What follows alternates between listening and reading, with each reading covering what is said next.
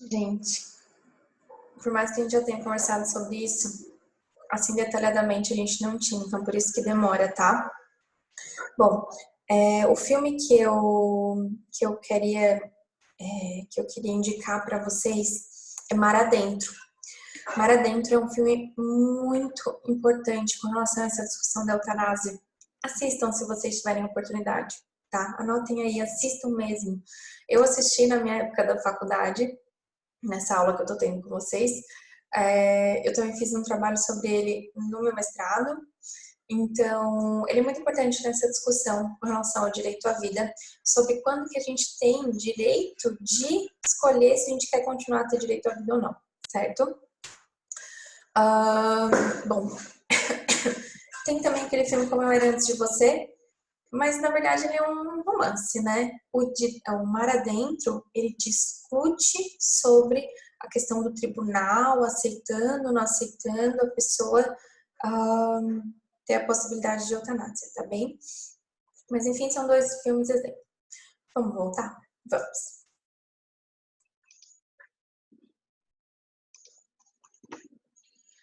Bom, a gente vai começar a falar então sobre o direito à igualdade, que é a isonomia, tá bem? Então, a igualdade, ela tá lá no caput do artigo 5º, todos são iguais perante a lei, sem distinção de qualquer natureza. Depois ainda fala que garantindo-se aos brasileiros e aos estrangeiros residentes no país o direito à igualdade, certo? Então, no caput ele fala 2 vezes sobre igualdade. Olha como é importante esse direito. E lá no inciso 1, fala que homens e mulheres são iguais em direitos e obrigações nos termos da Constituição. Então, aí, 2 importantes dispositivos constitucionais que falam sobre a igualdade. Bom, a igualdade, gente, assim como a vida, a gente já falou e refalou, a igualdade é um princípio geral de todo ordenamento. E a gente diz que é uma pedra angular do regime democrático. A igualdade recebeu da Constituição Federal uma especial e robusta proteção, sendo várias as manifestações do poder originário sobre o tema. Principalmente, gente, a gente já viu a igualdade como uma característica dos direitos humanos, dos direitos fundamentais. A gente já viu a igualdade como um princípio e a gente está vendo a igualdade como um direito. Olha como é importante a igualdade, a isonomia para o nosso direito, né? Então, eu trouxe vários exemplos para vocês de momentos que a Constituição fala sobre a igualdade. Aqui é o artigo 1º, tá? Não, artigo 3º, inciso 3, que está falando do princípio da igualdade, e 4, o artigo 5º, caput, inciso 1º, artigo 7º, artigo 39, etc. Pois vocês podem ir lá e marcar no código de vocês, tá? De todas essas menções que a gente fala aqui, um dos principais é aquele que traz a perspectiva formal do princípio da isonomia, tá? Que fala da igualdade perante a lei. A igualdade perante a lei, que é a igualdade formal, né? Ou seja, nenhuma lei pode trazer algo escrito, trazendo discriminações, a não ser que para que possa ter mais igualdade entre as pessoas, certo? Então, essa primeira ideia da formalidade, foi a primeira ideia que veio com relação ao direito da igualdade, tá? De que os poderes públicos, quando eles fossem aplicar, eles não poderiam utilizar de critérios seletivos, tanto quando fossem escrever, quanto quando fossem aplicar, eles não poderiam usar de processos seletivos, discriminatórios e tal, que não decorressem da igualdade, tá bem? Então, o que se asseguraria? Que a lei, genérica e abstrata, incidiria de modo neutro nas ocorrências fáticas, nas ocorrências da vida, para todos igualmente, e não toleraria espaço para privilégios ou distinções. Então, tanto a lei escrita quanto a lei fosse aplicada, certo? Então, aquele que estivesse aplicando não poderia ter esse tipo de distinção. Então, a primeira ideia era formal. Na escrita não podia estar discriminação e na aplicação não poderia ter discriminação, porque a lei diz assim. Só que esse concepção somente formalista, ela começou a mostrar que ela era insuficiente, tá? Para trazer realmente essa igualdade entre os indivíduos, já que algumas pessoas seguiriam sem acesso às mesmas oportunidades, bens e condições que outros socialmente mais favorecidos teriam, certo? E aí, vedar um tratamento, se vedava desde o início um tratamento discriminatório na lei, mas nada se fazia para mudar a situação de fato e evitar essa perpetuação das dificuldades, das desigualdades que marcavam as vidas sociais. Então, aí se iniciou um questionamento dessa leitura do direito, do princípio da igualdade, somente como algo formal, tá? Criando, então, um cenário adequado para fortalecer as perspectivas materiais de subsistência das pessoas, tá? Que considerasse, então, desiguais as existências fáticas, né, que visse que ninguém é igual, e permitindo, então, que situações desiguais fossem destinatárias de soluções distintas. Então, aí a gente recuperava aquela lógica que a gente estudou no princípio da igualdade, né, naquela aula sobre princípios, de que é uma lógica aristotélica de Aristóteles, né, que alguns deveriam ser tratados desigualmente na medida das desigualdades das pessoas, né? E aí vem a ideia, a frase reformulada pelo Rui Barbosa, que fala que nós devemos tratar iguais os iguais e desiguais os desiguais. Então, atualmente, o perfeito entendimento do princípio da isonomia, do direito da igualdade, vai contemplar esses três núcleos. O formal, que é a igualdade perante a lei, que vai se referir à interpretação e aplicação igualitária dos diplomas legais. A material, que é a igualdade na lei. Vocês já devem ter ouvido essa frase, igualdade perante e igualdade na lei, onde se respeita a igualdade na esfera abstrata e genérica, na fase da criação do direito, tá? Quando se elabora um ato normativo, e a material dinâmica, que é transformando a igualdade em um objeto a ser perseguido pelo Estado, consistente na adoção de políticas públicas que visem reduzir as desigualdades fáticas ou estigmas e preconceitos que recaem sobre certos segmentos da sociedade, que são as ações afirmativas. Então, o direito à igualdade busca uma igualdade formal, uma igualdade material, tá? A gente já estudou isso, só relembrando. Mas eu trouxe para vocês um destaque. Na aula do princípio, eu falei para vocês sobre a igualdade entre homens e mulheres. Mas aqui, fazendo a leitura da Constituição, eu queria destacar para vocês o seguinte. Essa igualdade entre homens e mulheres é a igualdade de gênero, tá? Quando a gente fala de igualdade de gênero, a gente está falando de homem e mulher. Lá no caput fala o seguinte: todos são iguais perante a lei. Ponto. Se todos são iguais perante a lei, todos são iguais perante a lei. Homens, mulheres, pretos, brancos, indígenas, indígenas, brasileiros, enfim. Crianças, adolescentes, adultos, todos são iguais perante a lei. Já está lá no caput. Precisava ter um inciso dizendo que homens e mulheres são iguais perante a lei? Gente, tipo assim, precisava? Não precisava, certo? Não precisava. Se todos são iguais perante a lei, todos são iguais perante a lei. Não precisaria de uma distinção no primeiro inciso, logo em seguida do caput. Gente, ele acabou de falar que todos são iguais perante a lei. Por que no inciso 1 já está falando que homens e mulheres são iguais perante a lei, se todos são iguais perante a lei? Mas isso ocorre, gente, porque existem seria então uma conquista dessa luta feminina para uma igualdade com os homens, tá? É uma forma de mostrar essa conquista, e aí vai ser então trazida essa ideia de isonomia de gênero, tá? De igualdade de gênero com relação ao homem e à mulher, não podendo ter distinção salarial, não podendo ter distinção em relação, por exemplo, à atenção, cargo, distinção de voto, né? Antes as mulheres não votavam e os homens sim, enfim. Então é mais realmente um resumo dessas décadas de lutas, não que outras não tenham tido, certo? mas é mais por isso. Não, não quer dizer que homens e mulheres não estão lá no caput do todos, tá bem? E aí, eu já tinha frisado isso lá na outra aula, os momentos que a própria Constituição traz tratamento desigual entre homens e mulheres para buscar essa igualdade. Trago novamente aqui diversos exemplos para vocês, mas como a gente já tratou bastante sobre a igualdade, não vou ler um por um, mas vou deixar essa tarefa para vocês, tá bem? Direito à liberdade.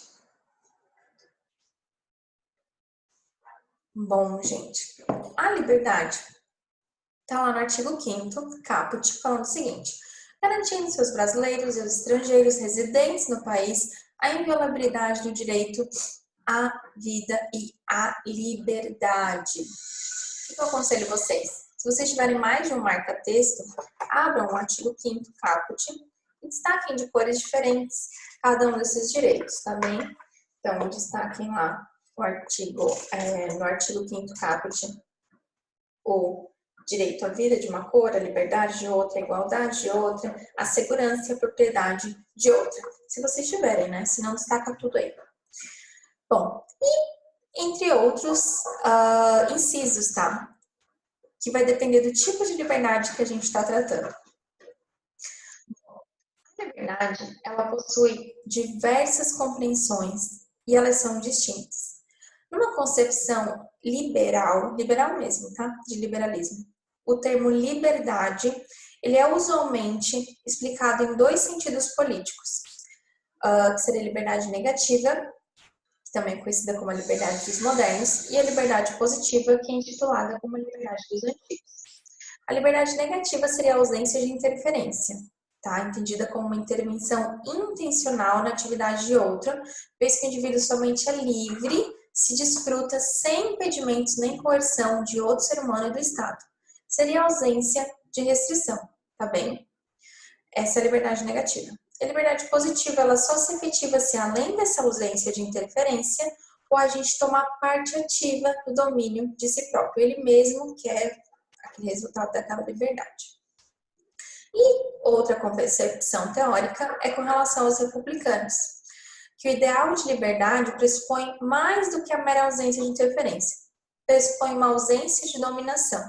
Então, por exemplo, um caso de um escravo e de um senhor que era o seu dono.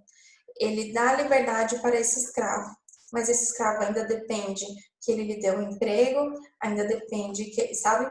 Ainda, enfim, não estava totalmente livre.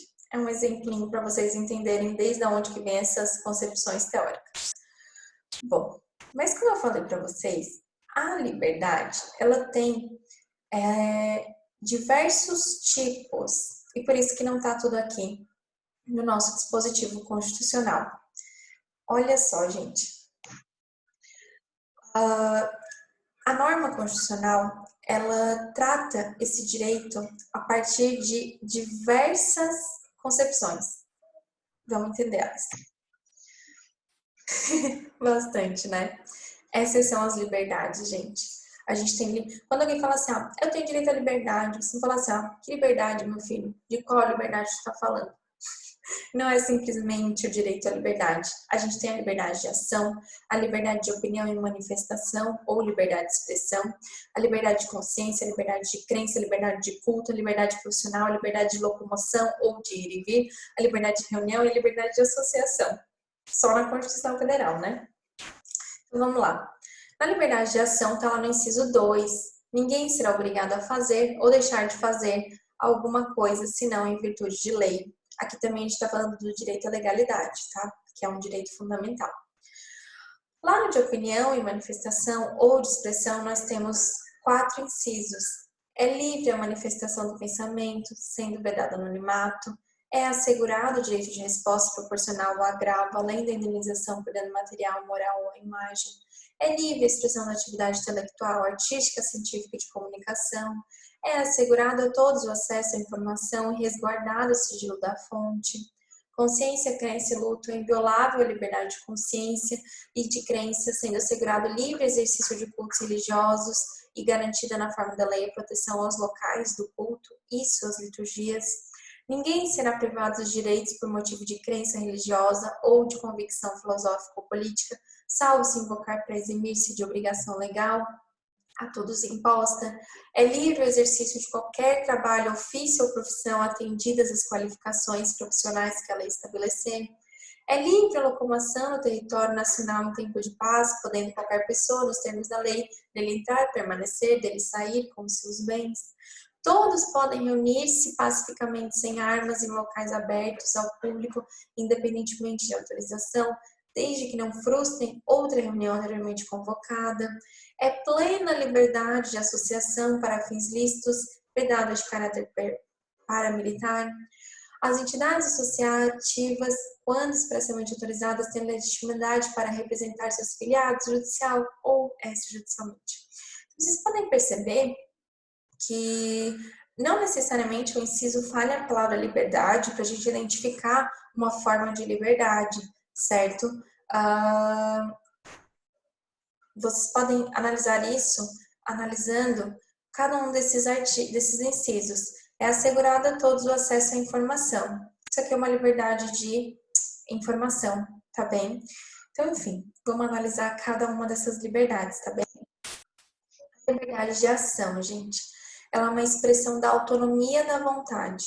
A liberdade de agir é garantida lá no inciso 2º do artigo 5º, quando esse determina que ninguém será obrigado a fazer ou a deixar de fazer algo, senão em virtude de lei, certo? Então, a gente tem liberdade. Se a lei não disser que não pode fazer, a gente pode fazer, tá? Não precisa a lei dizer assim, ó, pode fazer. Basta a lei dizer, não pode fazer, tá? Então, se a lei disser que não pode fazer, ok, a gente não tem liberdade de ação nesse sentido. Mas se a lei nada disser, nós somos livres para agir, tá?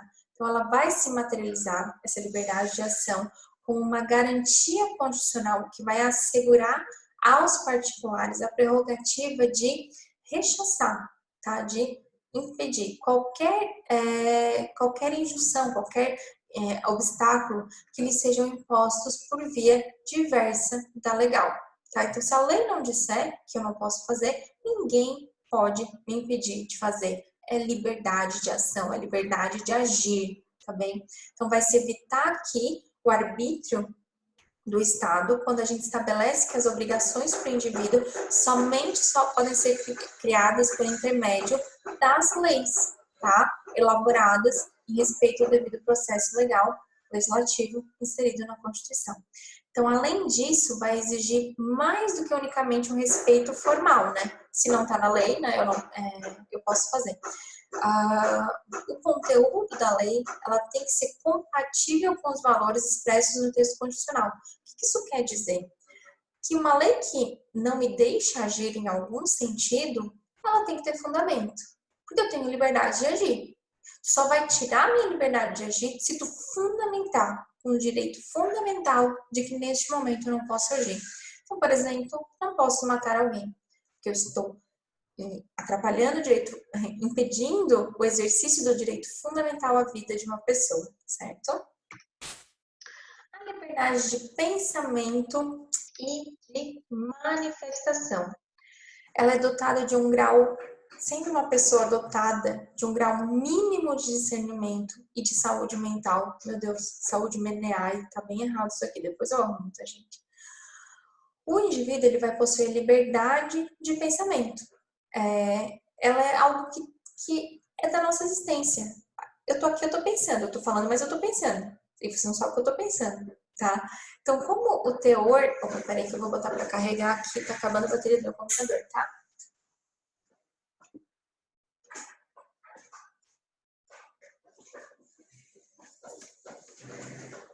Então, como o teor desses pensamentos, eles não são acessíveis para terceiros, pouco vai importar se ele é imoral, se ele é ilegal, se ele é pecaminoso, tá? Eu posso pensar o que eu quiser. Eu tenho liberdade de pensar o que eu quiser. Independente de ter proteção jurídica ou não ter, eu posso pensar o que eu quiser, tá? É livre o pensamento. E essa liberdade de pensamento, que é a liberdade de adotar determinados direcionamentos intelectuais ou não, formando as opiniões e tomando as minhas decisões, é uma liberdade primária das outras liberdades. Porque assim, como é que eu vou agir se eu não penso? Como é que eu vou buscar uma profissão se eu não busquei pensar sobre aquela profissão? Como é que eu vou ter liberdade de entrar numa profissão se eu não busquei pensar nessa profissão? Como é que eu vou ter liberdade de locomoção se eu não pensei antes onde que eu quero ir, o que que eu quero fazer, entendeu? Eu quero sair daqui, eu quero me locomover. Eu automaticamente estou pensando, mesmo que eu não seja algo assim, claro, tipo assim, eu fiquei com vontade de ir no banheiro. Eu simplesmente levanto e vou no banheiro. Na verdade, o meu cérebro está pensando em mandar os comandos para que eu me levante e vá ao banheiro. Então, é a liberdade primária, tá? Das liberdades, tá? É um direito primário das liberdades. A liberdade de pensamento, ela também é chamada de liberdade de opinião, tá? Vocês vão encontrar em vários lugares assim. E de manifestação, a liberdade de pensamento e de manifestação. Então, assim, o indivíduo, às vezes, ele deseja expressar esses pensamentos, tá? Essas convicções e comunicar as ideias e as opiniões que ele formou internamente. E nesse contexto surge uma importância de outro direito, que vai amparar essa pessoa no exercício da liberdade do pensamento. Lá no artigo 5º, inciso 4º, vai explicar essa faculdade, assegurando tanto no aspecto positivo, que seria a proteção da opinião, quanto no aspecto negativo, que é a vedação, a censura. Então vamos lá. Abrindo aí a Constituição. Inciso 4º. É livre a manifestação do pensamento, sendo vedado o anonimato. Então, nesse aqui, ele está me dando a liberdade de pensamento, tá? No aspecto positivo, e está protegendo o aspecto negativo também, que é uma censura pública, ou seja, a pessoa tem que se colocar como anônimo, tá? O titular dessa liberdade aqui vai se permitir, então, expressar os sentimentos, as ideias, as impressões de variadas formas, seja por mensagem falada, ou escrita, por gesto, por expressão corporal, por imagens e até mesmo pelo silêncio, tá? É uma liberdade de manifestação do pensamento de ficar em silêncio. Porque ninguém pode ser forçado a se manifestar sem vontade, tá? Então, eu penso que eu não quero me manifestar, eu penso que eu quero manter o sigilo e eu posso manter o sigilo, ele também é assegurado. Então, todas as maneiras de uma pessoa que ela possui para exprimir essa liberdade, ela tem garantia constitucional, tá? O que a Constituição não resguarda? O anonimato. Tu é livre para pensar o que tu quiser. Mas se tu quiseres te manifestar, expor esse teu pensamento, tu tem que dizer que foi tu. Tá bem? Então, assim, você tem que assumir essas questões. Por quê, gente? No exercício dessa faculdade de pensar o que tu quiser, né? Tu tem o direito de ter opinião o que tu quiser, o sujeito, ele pode acabar abusando e ferindo os direitos de outra pessoa. A honra, a imagem, etc. Ou até mesmo cometer um ilícito penal, nos casos em que a sua identidade vai ser imprescindível para viabilizar a responsabilização aplicável nesse caso. Olha só. A internet, por exemplo, tem sido um meio que as pessoas têm expressado a sua liberdade de opinião, sua liberdade de pensamento, de uma maneira muito agressiva. E elas têm abusado do seu direito de liberdade, certo? Vocês podem ver que muitas vezes um artista, enfim, o pessoal vai lá e comenta e xinga. Tem gente que usa o seu perfil verdadeiro, tem gente que usa um perfil fake. Só que a Constituição não permite o anonimato. Você está fingindo, você está se colocando como anônimo quando você usa um perfil fake. E aí, a Constituição, protegendo isso, dá liberdade para que o Estado, se ocorrer um crime com relação ao abuso desse direito, busque a identidade daquela pessoa. Não pode ficar fake pelo fake. Não vai condenar um fake. Vai se procurar quem que é o dono daquele perfil autorizado, porque é vedado o anonimato, certo? Para que a gente busque, então, punir esse abuso do direito, tá? E, por exemplo, tem pessoas que cometem crime de racismo, né, nos comentários e tal, enfim, é vedado o anonimato, a gente vai buscar descobrir quem é aquela pessoa que cometeu aquilo. Então, a Constituição vai prever que manifestações que causem dano material, moral ou à imagem de outra pessoa geram, então, o direito de resposta. Então, olha só como a própria Constituição ela é perfeita nisso. Lá no inciso 4º, que a gente acabou de ler, diz que é livre a manifestação do pensamento, sendo vedado o anonimato. Beleza, eu posso pensar e ter a opinião que eu quero, mas se eu quiser ter a opinião que eu quero, eu tenho que dizer que fui eu, certo? Por mais que eu diga que não fui eu, a gente tem meio de descobrir que fui eu. E aí, lá no inciso 5º, fala o seguinte, que é assegurado o direito de resposta proporcional ao agravo, além da indenização por dano material, moral ou à imagem. Opa, então eu posso pensar o que eu quero? Posso, mas esse meu direito de pensar, esse meu direito de exprimir minha opinião do jeito que eu quero, pode trazer consequências jurídicas. Então, eu não posso sair xingando, não posso sair abusando do direito, não posso sair cometendo ilícitos, certo? Inclusive, vou ter um direito de resposta. O que é o direito de resposta, gente? É proporcional ao agravo, né? O direito de resposta é quando você tem direito de a outra pessoa, né, tem o direito de se explicar, de responder, de dizer o que está acontecendo e proporcional ao agravo. Eu posso combater vocês proporcionalmente àquilo que falarem de mim, entenderam? E eu ainda vou ter o direito de indenização, dano moral, enfim, a material, a imagem, dependendo do que acontecer, tá? Então, assim, daí essa necessidade da gente vedar o anonimato, porque para a gente permitir a identificação do autor, né, e tornar possível essa resposta proporcional ao agravo, que a gente chama de desagravo, tá? Bem como também a gente trazer essas ideias de dano material, moral, enfim. Outra decorrência dessa vedação do anonimato é a impossibilidade de se acolher denúncias anônimas para fundamentar a instauração de um inquérito policial. O que isso ocorre? Isso vai evitar que as pessoas denunciem de maneira irresponsável, de maneira inescrupulosa, visando somente prejudicar os seus desafetos. Então, assim, eu e meu marido nos discutimos e eu vou lá e anonimamente falo que ele tá me agredindo, tá? Isso é o único instrumento capaz de abrir um inquérito policial contra meu marido? Não. O que acontece?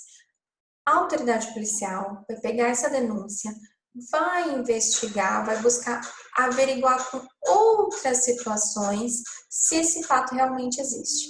Se realmente existe, aí sim ele vai instaurar o inquérito policial.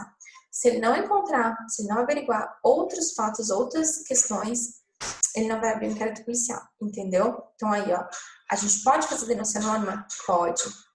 Mas a polícia só vai abrir um inquérito policial a partir de uma denúncia anônima? Não. A partir da denúncia anônima, ele vai iniciar a averiguação e se ele vê que os fatos, né, condizem com aquela denúncia, aí sim ele vai abrir um inquérito policial. Porque a gente sabe também quais são as consequências de um inquérito policial na vida de uma pessoa, tá bem? A liberdade de consciência, crença e culto.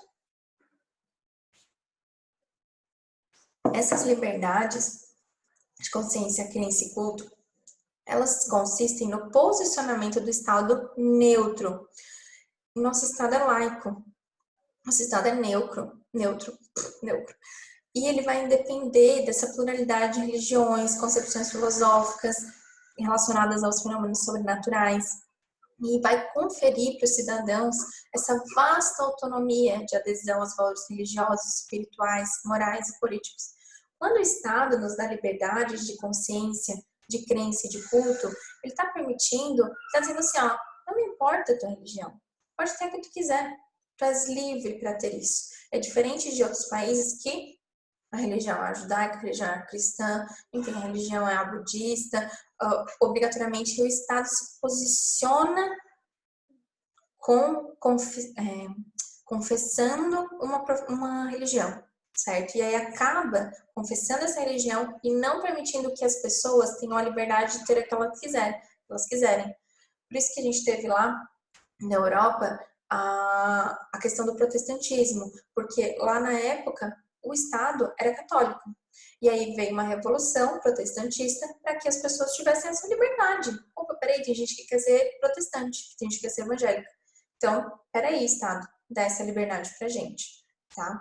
Então, essa liberdade de consciência, de crença e de culto é um posicionamento do Estado, como ele é neutro, ele é laico, e ele tá deixando vocês terem a religião que vocês quiserem, tá? A crença que vocês quiserem, independente de quais existam. Vocês são livres, tá? Tá assegurado expressamente lá na Constituição, nos incisos 6º e 8º, e também no artigo 19.1, e foi somente com a instituição dessa forma republicana do Brasil, depois da Constituição de 1988, que se consagrou essa forma de um país com a separação bem drástica entre o Estado e a Igreja. Antes disso, a gente não tinha uma separação bem clara, tá? E aí o Estado, a partir dessa nossa Constituição de 88, maravilhosa, linda, se tornou um Estado laico. O Estado não tem religião. Isso influencia em diversas decisões, certo? A gente vai decidir independente de fenômenos sobrenaturais. A gente vai decidir conforme posições que não abarquem esse tipo de concepção. Durante a vigência da Constituição Imperial de 1824, o Estado brasileiro ele era confessional, ele confessava ser católico, tá?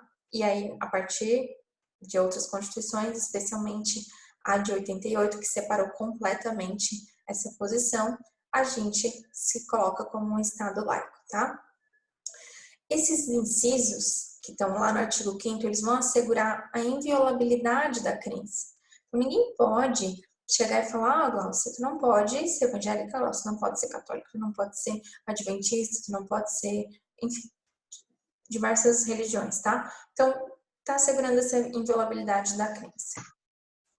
O inciso 6º vai se materializar, então, esse estado laico, tá? E vai assegurar a inviolabilidade dessa consciência e dessa crença e vai garantir o livre exercício dos cultos religiosos, ou seja, está acontecendo um culto religioso, uma missa na católica, um culto na evangélica, um momento na Seixinoe, enfim, não sei explicar.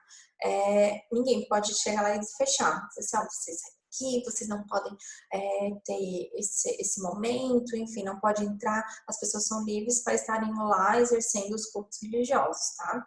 E também protegendo os locais dos cultos e as suas liturgias. Então, pode a pessoa crer em conceitos sobrenaturais propostos por alguma religião ou revelação, que a gente chama de teísmo, ela pode acreditar na existência de um Deus, mas rejeitar qualquer espécie de revelação divina, que seria o deísmo, ou ainda ela pode não ter uma crença em Deus nenhum, ela pode ter o ateísmo, né? Pode ser ateu, tá? Então, você pode tanto ter uma religião quanto você pode não ter. Inclusive, quando o Estado ele é confessional, por exemplo, confessional católico, todo mundo é obrigado a acreditar no Deus católico. E aqui no Brasil, sendo um Estado laico, nós somos livres para crer e para não crer, ok? Isso também é muito importante. Mais restrita seria a liberdade de crença, porque ela envolve o aspecto religioso, referente à autonomia de professar ou não uma crença religiosa. Então, a gente pode, professar que a gente tem uma crença religiosa ou não. A gente não precisa esconder. Tem gente em outros países que esconde, tá? A liberdade de culto é uma permissão para a gente exteriorizar essa crença. Então, assim, eu tenho liberdade de consciência, que seria, então, de crer ou não em um Deus, numa autoridade divina. Eu tenho a liberdade de crença, que seria de proferir um aspecto religioso. E eu tenho a liberdade de culto, que é ir a um local e, então, seguir as cerimônias, enfim, os ritos, reuniões, etc., que essa religião traz para mim. O Estado não pode impedir nada disso, nem a minha consciência, nem a minha crença, nem a minha liberdade de culto, tá bem? São 3 liberdades que a gente tem. Lá no inciso 8º, ninguém pode ser privado de direitos por motivo de crença religiosa ou de convicção filosófica ou política, salvo se as invocar para eximir-se de obrigação legal a todas impostas e recusar-se a cumprir prestação alternativa fixada em lei. O que é previsto, então, nesse inciso 8º? É a previsão do direito à escusa de consciência, ou objeção de consciência, ou alegação de imperativo de consciência, chamado dessas 3 formas, tá? é o direito constitucional que vai permitir que o indivíduo não cumpra determinada obrigação legal ou não pratique determinado ato não condizente com as suas convicções religiosas. Então, tem essa liberdade também, tá? Políticas ou filosóficas, sem que isso incida sobre ele qualquer represália quanto às suas garantias constitucionais. Então, eu posso me recusar a praticar a determinada obrigação legal, certo ato, enfim, que não seja condizente com as minhas convicções religiosas, políticas e filosóficas, certo? E o Estado não pode me obrigar a isso, desde que, ao se recusar a satisfação da obrigação legal, eu cumpro uma prestação alternativa, tá? Então, assim, toda vez que uma pessoa estiver seriamente impedida de acatar uma prescrição legal, em razão de uma crença, né, uma convicção, mas ela tem que ser real, né, gente? Ela vai poder se valer desse direito, ela vai se eximir da obrigação estipulada em lei, que o cumprimento ele importaria em grave violência à sua consciência. Então, a gente tem essa proteção, tá? Se o Estado tiver fixado em lei uma prestação alternativa, tá? Então, a gente não vai poder se abster de cumprir. O que acontece? Eu não posso também ficar negando tudo dizendo que, não, mas a minha religião não permite, mas a minha religião não permite. O Estado é ligado nisso. O Estado já passou por várias situações que as pessoas disseram, não, eu não vou, sei lá, não vou depor porque a minha religião não permite, tá? E aí o Estado, sabendo disso, ele fixou várias questões alternativas para as pessoas que têm essas religiões. Por quê? A gente tem liberdade de consciência, liberdade de crença e liberdade de culto. Se a gente tem essa liberdade, ninguém pode obrigar a gente ao contrário. Aí o que acontece? Se a gente não pode ser obrigado ao contrário, o Estado foi lá e trouxe alternativas para algumas situações, para que a gente, então, não seja obrigada a ir contra a convicção religiosa que a gente tem. E aí, alternativamente, a gente cumprir a nossa obrigação legal sem ferir essa liberdade que a gente tem, certo? Então, assim, aí o que acontece? Se em determinada situação eu não vou cumprir aquilo lá em decorrência da minha religião, mas existe uma alternativa e eu não cumpro a alternativa igual, daí eu vou ter uma penalização, tá? Aí eu posso ter suspenso os meus direitos políticos se eu não cumprir. Bom, controvérsia sobre essa liberdade religiosa. Tanto os autores da área quanto os julgados, eles já enfrentaram diversos casos que traziam essas perspectivas sobre essa liberdade de consciência, de crença e de culto, tá? Trouxe aqui alguns para vocês para a gente dar uma conversada. Um deles é a invocação da objeção de consciência para sustentar o pedido de realização de prova em data diversa daquela agendada no órgão público. Trouxe aqui uma decisão para vocês do STF. O STF determinou a suspensão da decisão do Tribunal Regional Federal da Terceira Região, que houvera determinado à União a marcação de uma data alternativa para a realização das provas do Enem, que não coincidisse com o Shibá, período judaico sagrado. De acordo com o ministro Gilmar Mendes, no ato da inscrição do Enem, foi oferecida a opção de atendimento às necessidades especiais, no intuito de garantir a viabilidade de participação de pessoas com limitações por motivo de convicção religiosa ou que se encontrassem reclusas em hospitais ou estabelecimentos prisionais. Olha aí, estamos diante de uma situação que a gente pode exemplificar o que eu falei antes. Então, por causa de uma convicção religiosa, a pessoa não poderia estar participando do Enem, mas ela precisa. Mas o próprio Estado deu alternativa aqui, ó. E a alternativa que ele deu foi uma opção de atendimento a necessidades especiais. E essa pessoa aqui não quis igual ir nesse atendimento de necessidades especiais e estava querendo um dia especial só para ela. Então, assim, aqueles que realizaram suas inscrições com solicitação de atendimento especial foram atendidos, como, por exemplo, os adventistas do sétimo dia, cuja prova somente foi realizada após o pôr do sol de sábado. O Gilmar ressaltou na decisão que a existência de outras confissões religiosas que possuem dias de guarda diversos inviabilizaria a fixação de data alternativa para a realização do exame apenas para determinado grupo religioso, pois haveria violação da isonomia e do dever do Estado, do Estado aqui, tá? De manter-se neutro diante do fenômeno religioso. Atestou, ademais, o perigo do efeito multiplicador da decisão proferida pelo Tribunal Regional Federal da Terceira Região, vez que os demais grupos religiosos também quiseram fazer valer as suas pretensões e tornar-se inviável, o que se tornaria inviável, né? E conduziria o Estado à elaboração de um esse 100 aqui, um sem número de provas, esse 100 aqui eu acho que é com C, tá? E exames na tentativa de atender a todas as demandas. Então, o que está dizendo aqui? Que tinha a prova do Enem e a pessoa, por suas convicções religiosas, não ia conseguir, porque era no período do Shubá. E aí, ela não se usou lá dos atendimentos necessários especiais. Bom, o Estado deu a alternativa, a pessoa não utilizou. O STF disse, então, meu bem, sinto muito. Essa sua liberdade de consciência, de religião, de culto, enfim, não pode também ser de tamanha que a gente tenha que aplicar uma prova para cada uma das pessoas, sabe?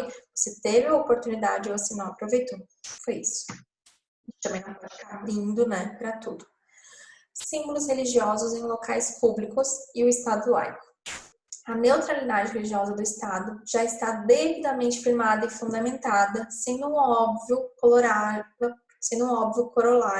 a impossibilidade de os poderes públicos adotarem discursos ou argumentos religiosos para fundamentar decisões ou políticas públicas, ou mesmo diferenciar indivíduos em razão de professarem ou não alguma convicção religiosa. Beleza, o Estado é laico e o Estado nos deu a liberdade de consciência, de crença e de culto. Então, tá claro que o Estado não pode se utilizar em nenhum determinado momento dos discursos para fundamentar decisão ou política pública ou nos diferenciar enquanto indivíduos, ok? Ok. Nesse contexto, uma discussão que divide autores e tribunais, né, doutrina e julgados, é referente à instalação de símbolos religiosos em repartições em órgãos públicos, como, por exemplo, símbolos cristãos como o crucifixo, a Bíblia e tal. Um entendimento do Conselho Nacional de Justiça sobre a questão foi o seguinte, porque eu não sei se vocês já viram, em diversos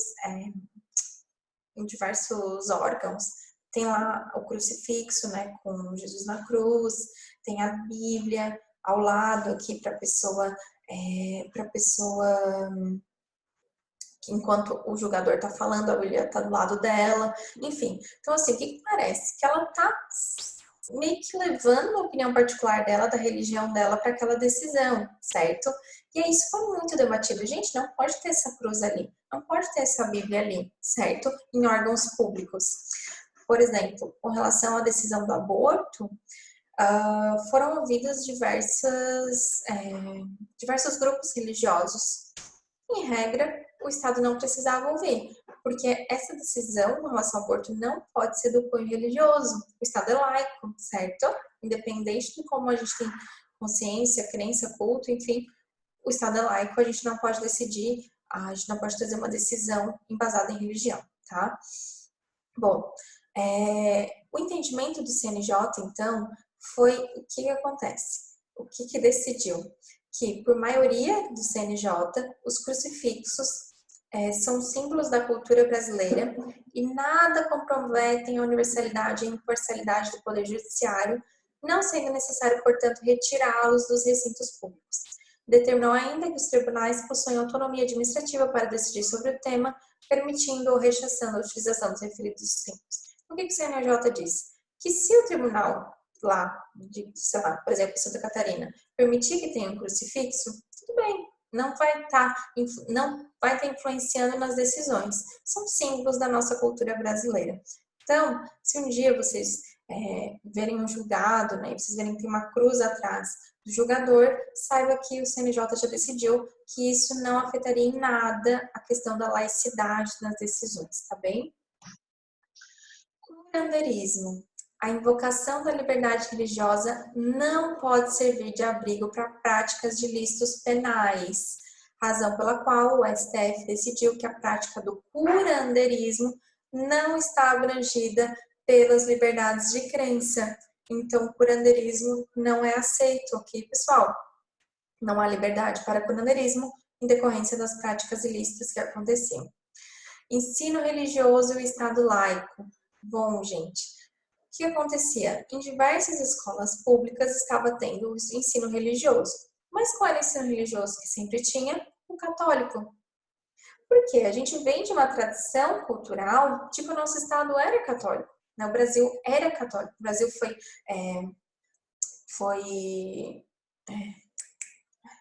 enfim, colonizado por um país católico, que era o Estado que era Deus que mandava nas decisões do Estado. Lembra que a gente conversou dos arbítrios, dos reis, que eles simplesmente diziam assim: ah, Deus me mandou dizer para vocês que a gente tem que aumentar os impostos, certo? Então a gente foi colonizado por um país assim e a gente tem uma tradição em maioria católica, certo? E aí, como antes o Estado era confessional católico, as escolas públicas também tinham aula de religião católica. Mas daí, quando o Estado se declarou laico, um dia alguém se levantou e disse assim, ó, peraí, meu filho não é católico, não é obrigado a assistir essa aula, certo? Então vamos lá. No artigo 210, parágrafo 1º, a Constituição instituiu o ensino religioso como disciplina dos horários normais das escolas públicas no ensino fundamental. Todavia, em homenagem à liberdade religiosa, tornou, não é cornou, facultativa a matrícula. Gente, copiei tudo errado aqui. O aluno terá plena liberdade de se matricular ou não nessa disciplina, em respeito à laicidade do Estado. O ensino religioso ministrado nas escolas públicas deve possuir conteúdo programático plural, que expõe as diferentes doutrinas e práticas religiosas, a história e as dimensões sociais das diferentes religiões, incluindo no currículo até mesmo as posições não religiosas. Então, assim, se lá na escola pública tiver uma aula de religião, essa religião não pode ser só católica, tem que falar da evangélica, tem que falar do judaísmo, tem que falar tem que falar dos adventistas, enfim, tem que falar de todas as religiões e tem que falar também do ateísmo, certo? Não pode se ater somente a uma. E deve ser, pois, não confessional, ou seja, não pode ter uma religião apenas.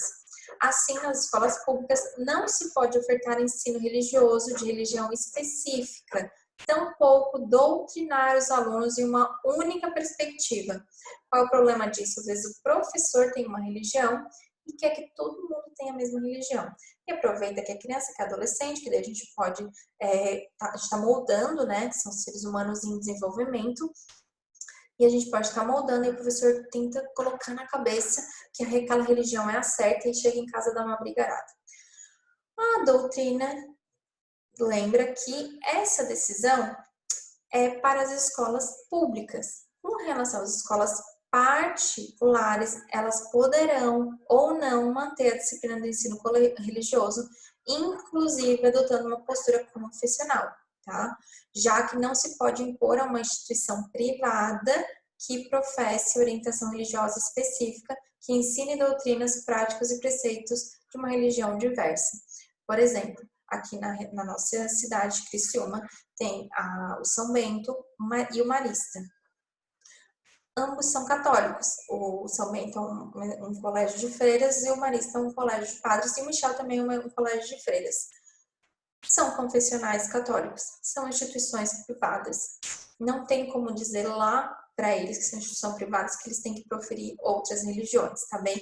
Quando os pais decidem colocarem os filhos numa escola que professe uma religião, uma escola particular que professe uma religião específica, eles não podem ficar lutando dizendo, ah, não, mas vocês não podem ficar dizendo que a católica é a única religião. Já se sabe que, além de particular, aquela escola é doutrinada pelas igrejas católicas. Então, não tem como discutir nesse sentido, tá bem? A escola pública, a escola é uma obrigação dos pais colocarem os filhos. Tem a pública, certo? Mas preferiram colocar numa particular. Escolhendo colocar numa particular, escolhendo numa particular determinada religião, tem que aceitar a forma que aquela escola rege a sua organização, tá bem? Liberdade de profissão. No texto constitucional, é garantido, então, o exercício de qualquer trabalho, ofício ou profissão. O que está condicionado lá, então? A liberdade no atendimento de qualificações profissionais que, eventualmente, uma lei federal estabelecer, tá certo? Então, a gente está diante de uma norma constitucional de eficácia contida, ou seja, não é eficácia ilimitada, tá? Possuidora de aplicabilidade direta e imediata, mas possível de restrições por disposição da própria Constituição ou de legislações infraconstitucionais, inexistindo lei regulamentando o exercício da atividade profissional, é livre seu exercício. Então, assim, se nenhuma lei regulamentar o exercício de determinada atividade, é livre seu exercício, não precisa de nenhuma qualificação profissional. Mas se tiver uma lei regulamentando, precisa da qualificação profissional, tá? A regra é a liberdade profissional. Eu posso ser o que eu quiser, tá? Somente quando houver um potencial lesivo na atividade é que podem ser exigidos requisitos para que a profissão ou o ofício sejam exercitados, lembrando que referidos requisitos devem guardar nexo lógico com as funções e atividades a serem empenhadas. O que isso tudo quer dizer, professora? Que a regra é que todo mundo pode ser o que quiser nessa vida, certo? Mas determinadas profissões precisam de determinadas qualificações, senão elas podem trazer um potencial lesivo para a sociedade. Por exemplo, como é que uma pessoa vai ser médica se ela não tiver o estudo, as qualificações técnicas para ser médica? Como uma pessoa vai ser enfermeira, como uma pessoa vai ser técnica em enfermagem, como uma pessoa vai ser dentista, como uma pessoa vai ser contadora e vai fazer todas as relações contábeis de uma empresa, se ela não tiver as qualificações técnicas, como uma pessoa vai ser advogada se ela não tiver as qualificações técnicas, jurídicas para entender aquela profissão, entendeu? Então, assim, ó, se tiver um potencial lesivo, se a pessoa não tiver essas qualificações, pode lesionar a sociedade, então está permitido que exista regulamentação, certo? Não está impedindo a liberdade de profissão, só está impondo determinadas qualificações para que ela seja devidamente exercida. No caso da prova da ordem, né, que já foi discutida várias vezes. O jornalismo, por sua vez, não. O jornalismo não precisa ter a formação, porque para a pessoa desenvolver a sua opinião, o seu livre pensamento, ela não precisa ter uma faculdade. Essas são as diferenciações, tá? Então é isso. A regra é que nós temos liberdade para sermos o que quisermos. Porém, dependendo do potencial lesivo, algumas profissões precisam de qualificações, e aí as normas que regulamentam são constitucionais, tá? Liberdade de locomoção é o direito de ir e vir, falamos algumas vezes dele na nossa sala. Essa liberdade que está lá no inciso 15, ela vai incluir o acesso e o ingresso no território nacional, a saída do território nacional e o deslocamento no território nacional. Só que esse direito de ir, vir ou permanecer no território nacional em tempos de paz, ele não pode ser visto como absoluto. Nenhum direito fundamental é absoluto, tá?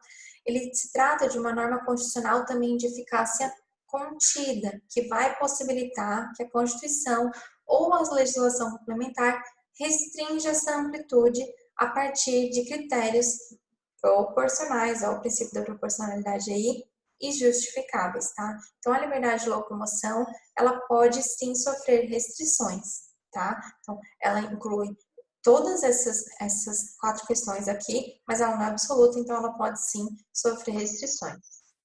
Exemplos de restrições que a liberdade de locomoção pode ter.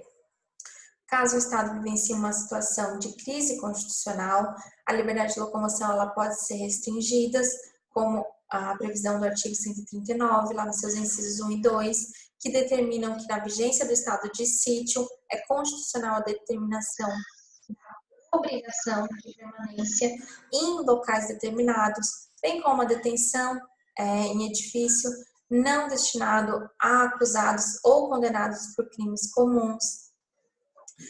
Outro exemplo, a restrição do artigo 136, parágrafo 3º, que autoriza a prisão preventiva sem mandado, que tá errado também, judicial durante o estado de defesa.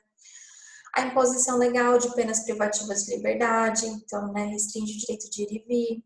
a autorização legislativa, conferindo à administração pública para disciplinar a forma de circulação das pessoas em determinados locais, como ocorre na regulamentação do uso de vias, logradouros públicos, e outro exemplo, crianças e adolescentes, com relação a entrar e sair do território nacional, se deslocar de uma cidade para outra, elas têm restrição no direito de ir e vir. Tá? Então, aqui são vários exemplos que existe, então, que é contido esse direito de ir e vir. Tá? Mas a gente tem que lembrar que o direito que nós temos o direito de somente sermos presos em flagrante delito ou por ordem escrita e fundamentada da autoridade judiciária competente, sendo a manifestação inequívoca da liberdade de locomoção, ou seja, ninguém vai poder me prender se não for em flagrante ou se não tiver a ordem escrita e fundamentada da autoridade judiciária, tá? Tem direito de ir e vir, tem direito de vazar. E o habeas corpus é o remédio constitucional que é destinado à proteção desse direito de ir e vir, ameaçado ou por ilegalidade ou por abuso de poder. Por fim, eu vou terminar aqui a liberdade de reunião, a liberdade de associação, antes da gente ir para o próximo bloco, tá? A liberdade de reunião está lá no artigo 5º, inciso 16, e vai consagrar o direito a uma benesse que possui uma ligação com a liberdade de expressão e com o sistema democrático de direito do governo, porque a opinião pública manifestada em reuniões de forma livre e independente aproxima as pessoas da vida pública, permitindo um controle do exercício do poder. Então, vai se tratar de um direito individual, mas que só ocorre com expressão coletiva, né? Reunião com uma pessoa não tem como acontecer, e representa um direito público subjetivo de cada pessoa, ou seja, eu posso ou não exercê-lo, né? Possui, então, significativa abrangência, já que compreende não apenas o direito de organizar e de convocar a reunião, mas também de participar ativamente, debatendo e apresentando ideias, vez que os integrantes não precisam se limitar ao direito de ouvir. A Constituição impõe duas condições para que haja esse exercício lícito do direito de reunião. O aviso prévio, que para que o exercício do direito de reunião independe da autorização do poder público. Porém, quando a reunião for acontecer em locais públicos, ela não pode ser iniciada sem que se tenha avisado previamente a autoridade competente. Então, se for num lugar privado, a gente não precisa comunicar a autoridade competente, tá? Mas se for no lugar público, a gente tem que ter o aviso prévio, tá? Então, essa comunicação antecipada, ela é fundamental para que a autoridade administrativa não adoce, as providências necessárias relacionadas às circunstâncias do evento. Então, por exemplo, controlar as alterações de trânsito, garantir a segurança dos participantes, dos terceiros alheios e dos bens públicos e privados. E a segunda condição é que a não frustração de outra reunião anteriormente convocada para o local. Não se pode marcar uma reunião em local público em dia e hora já previamente destinados a outra reunião, sob pena de se inviabilizar o exercício do direito que aqueles que já tinham selecionado o local, né? Então, se simultaneamente for inviabilizado um dos eventos, o primeiro a ter convocado a reunião e avisado a autoridade vai ter preferência. Na doutrina, eles falam de alguns elementos importantes que vão compor esse direito de reunião. O elemento subjetivo, que o direito de reunião pressupõe um conjunto de direitos de pessoas, então, não sendo possível falar em reunião individual. O elemento formal, que a reunião ela deve ser minimamente coordenada, exigindo uma prévia convocação e consciência de participação dos componentes.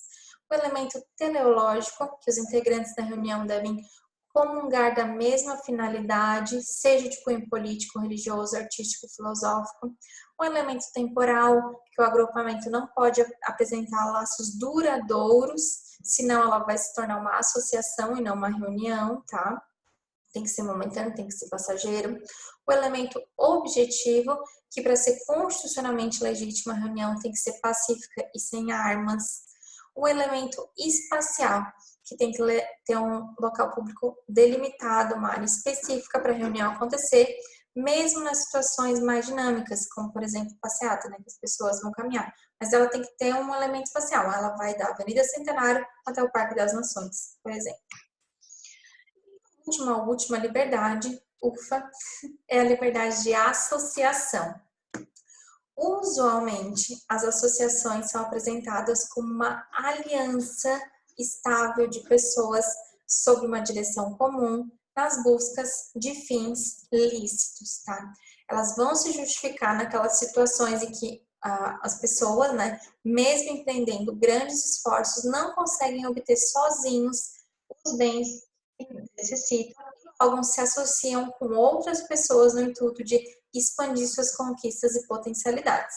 Vai se constituir num direito individual, também de expressão coletiva, ou seja, muito embora seja um direito subjetivo meu de me associar ou não, só vai ser considerada associação quando tiver mais pessoas. E um agrupamento de pessoas só vai estar reunido em associação se possuírem objetivos comuns e estiverem unidos com estabilidade, não podendo se falar em associação esporádica, porque daí a gente está falando de reunião.